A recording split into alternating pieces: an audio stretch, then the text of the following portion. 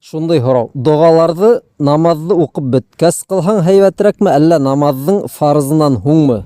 Дип һорагандар. Кардәшләр, ул дога кылуның билдәле вакыты юк. Касан теләйһегез, нисек теләйһегез һәм нимә теләйһегез һорай алаһығыз Алла Тәаләнән.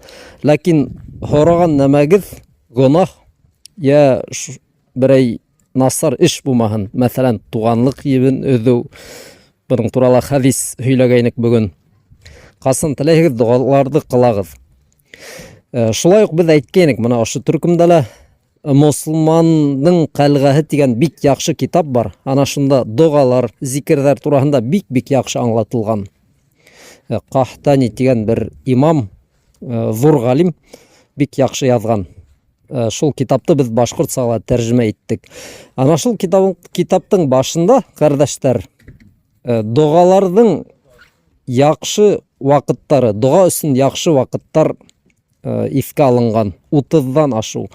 Мәсәлән, ямгыр яуһа, без дога кылабыз бит инде. Юлда булган сакта. Шуннан әйтәйек, кемгәлер Алла Тәалә язһа, гомрә кылһа, я хаж кылһа, Алла Тәаләнең йортында булһак бит, шул Кәгъбәтулланың алдында торһак, шунда дога кылабыз. Йома көне һәйбәт вакыт бар дога кылыр өчен. Һәм башкаһы. Кыскаһы, өйрәнегез, ана шул китапты мотлак укып сыгыгыз.